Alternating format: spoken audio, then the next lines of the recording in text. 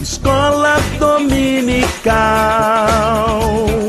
feita pra mim, pra você. Espaço pra crescer e a Bíblia conhecer, sempre junto com você. Escola dominical, feita pra mim, pra você. Espaço pra crescer e a Bíblia conhecer, sempre junto com você. Graça e paz a todos que nos acompanham aqui no canal Palavra Viva e Fiel.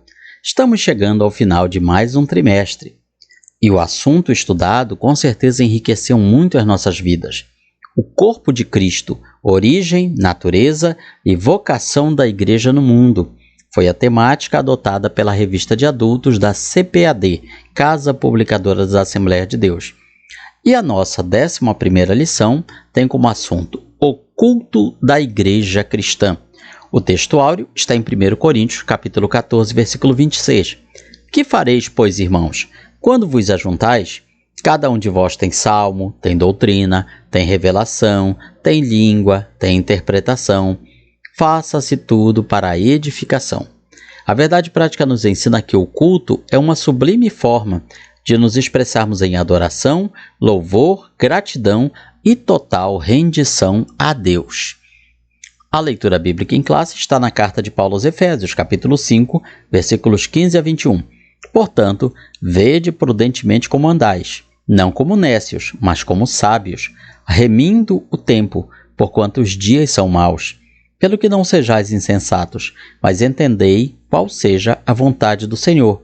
E não vos embriagueis com vinho, em que há contenda, mas enchei-vos do Espírito, falando entre vós com salmos, hinos e cânticos espirituais, cantando e salmodiando ao Senhor no vosso coração, dando sempre graças a Deus por tudo, a nosso Deus e Pai, em nome de nosso Senhor Jesus Cristo, sujeitando-vos uns aos outros no temor de Deus.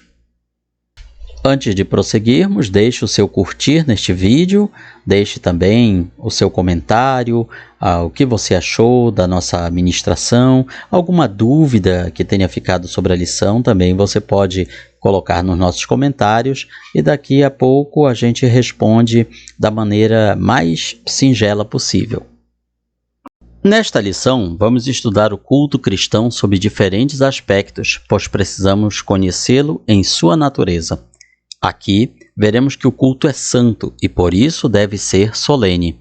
Assim também, mostraremos que a glorificação de Deus e a edificação da Igreja são os propósitos sublimes do verdadeiro culto cristão. E, por último, mostraremos que todo culto também tem um ritual. No contexto da Igreja cristã, destacaremos o papel da Bíblia e da adoração entusiástica na dinâmica pentecostal. O primeiro tópico tem como assunto a natureza do culto. O primeiro item, o culto como serviço a Deus. O culto é mostrado como um serviço na Bíblia Sagrada. Ou seja, você cultua e com isso está servindo a Deus. É uma vida entregue e consagrada a Deus. Em um primeiro plano, tem a ver com a atitude com a qual se cultua o Altíssimo. Qual a atitude interior? E em um segundo plano, como a forma como se cultua. Então não basta olharmos a dimensão externa, mas também a interna. O culto, portanto, expressa uma combinação de obediência à palavra de Deus e a forma ritual como essa adoração acontece. O livro de Atos dos Apóstolos, por exemplo, mostra a adoração no contexto do culto cristão. Quando os cristãos serviam, no grego vem de liturgeo, ou seja, cultuavam ao Senhor. Dessa palavra grega é que vem a palavra portuguesa liturgia. Enquanto eles faziam isso, o Espírito Santo comissionou os primeiros missionários da igreja. No segundo item, nós lemos que o culto deve ser solene, ou seja, o culto ele deve trazer respeito e também trazer a impressão de majestade, de algo majestoso. Isso significa que tanto o conteúdo como a maneira de se cultuar são importantes. Por isso, o culto não pode ser destituído de significado, nem realizado de qualquer jeito. Não por acaso, O apóstolo Paulo expõe princípios que regulamentaram o culto na igreja em Corinto, na sua primeira carta aos Coríntios, capítulos 12, 13 e 14. Por quê? O culto na igreja de Corinto, embora repleto de manifestações espirituais, ele estava sendo uma bagunça. Ele precisava de ordem, ele precisava de decência. Ele estava se processando de uma maneira que as pessoas não crentes, quando assistiam aquilo, se escandalizavam e expressavam até o desejo de se retirar. Isso deixa claro que há uma ordem a ser observada na liturgia cristã. Para isso, temos na Bíblia o parâmetro para o bom ordenamento do culto. Por exemplo, aos Coríntios, o apóstolo destacou o seguinte: mas faça-se tudo decentemente e com ordem. 1 Coríntios, capítulo 14, versículo 40, se referindo ao culto. E por que não dizer a tudo na nossa vida? Se tudo em nossa vida, nosso trabalho, nosso lazer, tudo deve ser feito de forma decente e com ordem, quanto mais o culto a Deus. Nesse texto, temos os termos gregos eukémonos, traduzido como decentemente, e decorosamente. E também o grego taxis, traduzido como ordem. Isso nos leva a compreender, portanto, de acordo com a Bíblia, que o culto precisa ter decoro, decência, ordem. Decoro não tem a ver com decoração. Não estamos falando disso.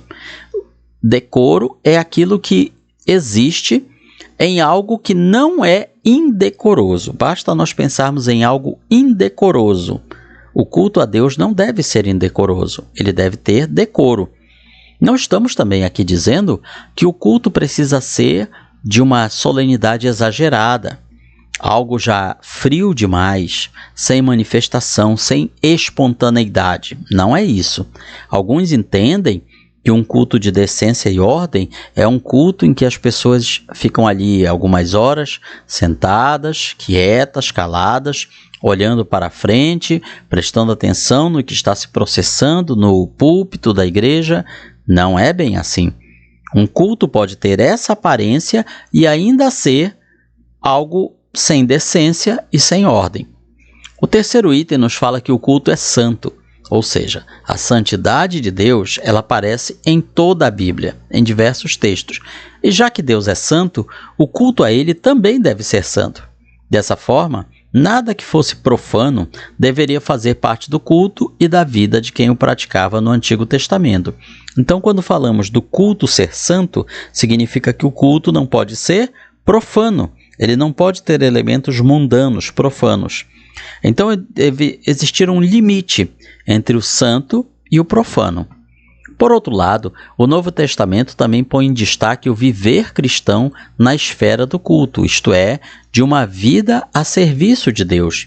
A igreja ou o templo é o espaço sagrado onde o culto acontece. Assim como no Antigo Testamento, o culto cristão também não deve ser profanado. Nesse caso, tanto a conduta como o modo de viver são levados em conta na esfera do culto. Ou seja, não adianta o culto ter uma aparência solene, majestosa, de decência e de ordem, se o modo de viver de quem está realizando o culto é um modo de viver pecaminoso, é um modo de viver sem santidade, é um modo de viver leviano, profano.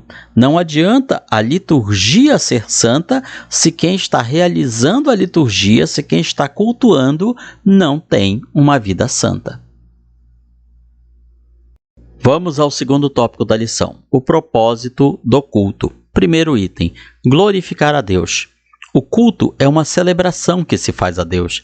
Celebramos a grandeza de Deus e seus poderosos feitos. Assim, o culto é uma celebração pelo que Deus é e pelo que Ele faz. Nesse aspecto, o culto é sempre cristocêntrico, ou seja, ele deve estar centrado em Cristo. Ele nunca deve ser antropocêntrico, ou seja, centrado no homem.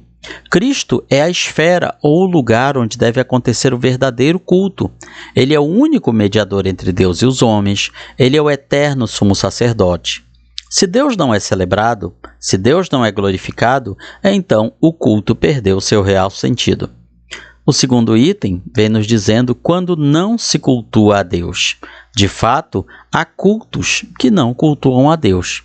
Aqui nós abrimos um parênteses, ainda dentro do nosso comentário, para falar sobre as expressões da adoração no culto cristão. 2 princípios essenciais ajudam a dirigir e orientar a adoração cristã. Primeiro, a adoração genuína acontece em espírito e em verdade. O que significa isso? Significa que é apenas interior? Não, não é assim. Em outras palavras, a adoração não é apenas uma atitude física ou mental, mas também um exercício espiritual. É uma resposta apropriada à maneira como Deus se revelou a nós, especificamente por meio do seu Filho Jesus Cristo. A adoração envolve a interação sincera entre o espírito do homem e o Santo Espírito de Deus. Esse é um comentário extraído da Bíblia de Estudo Pentecostal, editada pela CPAD na sua página 818. Bem, feito isso, retomamos a questão dos cultos que não cultuam a Deus. O melhor exemplo disso é o culto que acontecia na igreja de Corinto. O apóstolo Paulo censurou os coríntios, dizendo: quando vos ajuntais num lugar, não é para comer a ceia do Senhor. Era como se ele dissesse: o que vocês estão celebrando não é a ceia. Eles não estavam fazendo um culto de verdade. O que eles estavam realizando era um jantar, em que uns levavam mais, outros levavam menos. E se ao menos houvesse uma repartição dos que tinham mais para os que tivessem menos, ainda assim poderia ser aproveitado, pelo menos como um culto de adoração, mas que houvesse também alimentação física. Porém, nem isso estava acontecendo. Por isso que Paulo escreve em 1 Coríntios 11, um tem fome e outro embriaga-se. Esse embriaga-se pode ser entendido como se empanturra, ou seja, uns comiam muito, até não caber mais nada, e outros ficavam sem nada, porque não tinham condições ou não tinham levado alimentação suficiente. De qualquer maneira, isso não era a ceia do Senhor. Eles estavam confundindo o partir do pão com o repartir o pão. Só que eles sequer estavam repartindo, já que uns ficavam bem alimentados e outros ficavam mal alimentados. Portanto, eles não estavam fazendo um culto, não daquela maneira. Infelizmente, há muitas reuniões envernizadas, ou seja, mudada a sua fachada, para se parecerem com culto, mas de fato não são. Parecem reuniões profanas, tanto na sua forma quanto na sua essência. Não buscam glorificar a Deus. Portanto, devemos vigiar sempre se os nossos cultos realmente estão servindo para glorificar a Deus. O terceiro item deste tópico fala sobre edificar a igreja, que é outro do propósito do culto, trazer edificação à igreja. Ou seja, as pessoas saem das suas casas, vão ao templo, seja ele grande, seja pequeno, e elas precisam voltar de lá edificadas, restauradas, com a sua fé fortalecida, com a sua fé mais robustecida. Assim, na esfera do culto, tudo deve buscar a edificação. O princípio que norteia todas as realizações da liturgia no culto deve ser edificar as pessoas, edificar a sua fé. O verbo grego oikodomeo, traduzido como edificar, ocorre 40 vezes no Novo Testamento, e o substantivo, a mesma palavra agora em substantivo, traduzido como edificação, aparece 18 vezes. O sentido é de algo que está sendo construído, como na parábola da casa edificada sobre a rocha. Esse termo grego é usado muitas vezes no contexto do culto. O fato mais claro de que um dos propósitos do culto é trazer edificação para a igreja está revelado no capítulo 14 de 1 Coríntios. Nesse capítulo, o apóstolo disciplina os usos dos dons na igreja, pelo fato de seu uso não estar trazendo edificação à igreja, ou seja, os dons espirituais estavam servindo na igreja de Corinto apenas para que os seus detentores, as pessoas que tinham esses dons, para que eles fossem exaltados, glorificados, mas não a igreja. Eles não estavam servindo. Os dons espirituais existiam naquela comunidade cristã, eram verdadeiros, vinham de Deus, mas não estavam sendo bem utilizados. Assim, aquele que falava línguas na esfera do culto público deveria interpretar para que a igreja fosse edificada. E todos os demais dons deveriam seguir esse critério. Da mesma forma, os dons ministeriais, ou seja, pastores, apóstolos, evangelistas, doutores ou mestres e profetas. Não podemos esquecer os profetas. Todos esses devem contribuir para a edificação do corpo de Cristo. Terceiro e último tópico da lição, a liturgia do culto. O primeiro item fala sobre a exposição da Bíblia. O movimento pentecostal tem firmado seu compromisso com a autoridade da Bíblia para governar toda a crença, experiência e prática. Dessa maneira, os pentecostais viram a necessidade de julgar o mérito de todo o ensino, para julgar também as manifestações espirituais e julgar qualquer conduta à luz da palavra objetiva e revelada de Deus, a Bíblia. Esse fato mostra que a leitura e a exposição da Bíblia devem ocupar o lugar de primazia na dinâmica da liturgia do culto. Nesse aspecto, o pastor que está à frente de uma igreja e responsável pela liturgia do culto deve ficar atento ao lugar que as Escrituras têm no culto. E aqui vamos abrir um parênteses. É lamentável que em alguns cultos a pregação venha sempre por último, quando muitas vezes as pessoas já estão cansadas, às vezes o adiantado da hora já levou alguns a se retirarem. A pregação do Evangelho deve ser o centro do culto. E deve haver a verdadeira pregação. Cultos de oração e doutrina. É muito comum ter programações desse tipo nas igrejas, mas quando comparecemos a esses cultos, nem sempre tem oração e muitas vezes não tem doutrina. Tem outra coisa, mas não a doutrina cristã. Portanto, devemos tomar muito cuidado se realmente está havendo primazia para a pregação da palavra de Deus em nossos cultos. O Senhor Jesus, nosso maior exemplo, fez da exposição das Escrituras a base de seu ministério. Escrevendo sobre a liturgia do culto na igreja de Corinto, o apóstolo Paulo pôs a doutrina, a instrução, do grego didaquê, como uma das necessidades da igreja. Encontramos esse mesmo apóstolo, juntamente com seu companheiro Barnabé, expondo e ensinando a palavra de Deus. Ou seja, a pregação ela tem vários tipos. O sermão expositivo, o sermão temático, são alguns deles para mencionar. E precisa haver esse tipo de pregação nos dias de hoje. Precisa haver esse tipo de ensinamento. Muitas vezes a pregação que melhor convém a uma igreja é aquela pregação onde é lido um trecho da Bíblia e explicado o que aquilo quer dizer. Quais as suas várias interpretações, quais as suas várias nuances. Hoje em dia é muito necessário este tipo de sermão.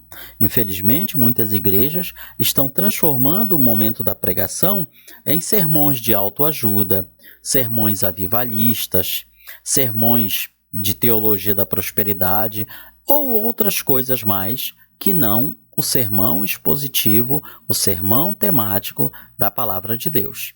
Da mesma forma, o apóstolo Paulo ficou em Corinto durante muito tempo justamente expondo as Escrituras, explicando o que elas queriam dizer.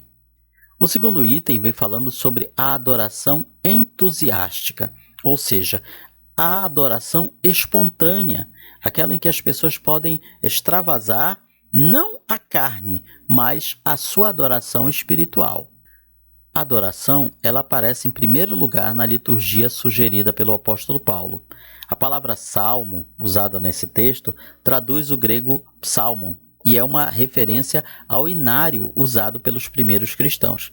É possível que o apóstolo esteja se referindo aos salmos de Davi.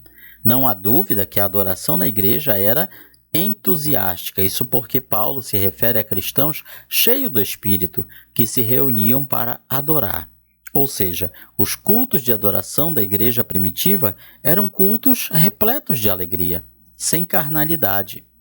No terceiro item vem falando sobre o lugar da adoração no culto pentecostal. Devemos tomar muito cuidado, aqui eu abro um parênteses, com certos tipos de adoração que causam mais escândalo do que edificação. Já se falou algum tempo atrás sobre a tal adoração extravagante, que seria uma forma mais ousada mais, digamos assim, heterodoxa, diferente de mostrar adoração a Deus. Nós devemos tomar muito cuidado para que a nossa adoração não se transforme em manifestação da carne. Um grande teólogo pentecostal, William Menzies, destaca o lugar que a adoração tem entre os pentecostais. De acordo com ele, desde o começo, os pentecostais foram conhecidos no mundo todo pelas reuniões de cultos alegres e ruidosas. Isso era visto nas reuniões de oração, nas quais todos os presentes, de forma coletiva e eloquentemente, derramavam o coração perante Deus em oração e louvor. Isso também acontece no levantar das mãos, como resposta à percepção de que Deus se faz presente. Faz parte também da liturgia pentecostal louvar a Deus em alta voz e exercitar os dons espirituais durante o culto. E já que estamos falando aqui de louvor, não podemos fechar esse momento sem falar sobre a questão da música. A música é muito importante no culto a Deus. Por isso, ela deve ser tomado muito cuidado com os instrumentos, com a afinação, com os cantores e principalmente com o repertório. Não é possível que, em algumas Assembleias de Deus, se ouça muitos louvores que não são assembleianos. A Assembleia de Deus ela tem todo um repertório, não apenas de hinos da harpa cristã, o nosso inário oficial, mas também corinhos e outras canções cantadas por assembleianos que às vezes parece que estão sendo esquecidas. Portanto, deixamos aqui o nosso apelo a todas as lideranças, a todos os irmãos, vamos privilegiar e destacar o nosso inário pentecostal, o nosso inário assembleiano.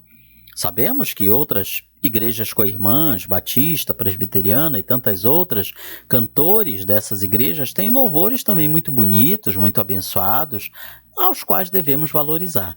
Mas devemos dar prioridade ao repertório assembleiano. É um tributo, é uma honra que nós assembleianos fazemos à nossa denominação Assembleia de Deus. Não estamos, de maneira nenhuma, dizendo que os nossos louvores assembleianos são os melhores. Nada disso, não estamos falando assim. Respeitamos e sabemos da contribuição musical que outras igrejas co-irmãs, protestantes, reformadas históricas têm dado ao cancioneiro cristão. Isso não se pode negar. Porém, em termos assembleianos, nós deixamos sempre aquele apelo, aquela recomendação. Vamos privilegiar os nossos louvores assembleianos. Tem muita coisa que está sendo esquecida. Muitas novas gerações não estão sabendo sequer cantar os louvores da harpa cristã. Isso é preocupante. E os nossos corinhos assembleianos tradicionais? Não podemos esquecê-los. Então, vamos resgatar este importante legado musical que os nossos pioneiros deixaram. Concluímos que nesta lição vimos os princípios que devem reger um culto cristão. O culto não pode ser de qualquer outra forma, pois ele tem princípios e normas para seguir. Como Deus é um Deus de ordem, então o culto que se presta a ele também tem de ser ordenado. Contudo, ordenado, ou com ordem, não significa frio e sem vida. O culto deve ser um momento de celebração, alegria e dinamizado pelo Espírito Santo. Aqui está, portanto, um resumo da nossa 11ª lição. Comente, curta, compartilhe este vídeo e compareça na sua escola bíblica dominical. Que Deus nos abençoe.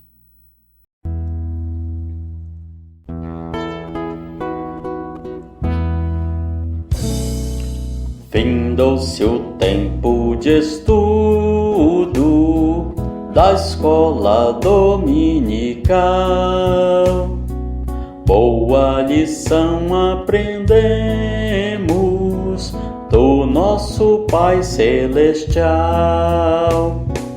Despede-nos, Jesus Cristo, em tua paz e amor, e nos concede para sempre o teu celeste favor. Aos visitantes e amigos agradecemos também. Que a paz de Deus reine em todos e até domingo que vem. e até domingo que vem. E até domingo que vem.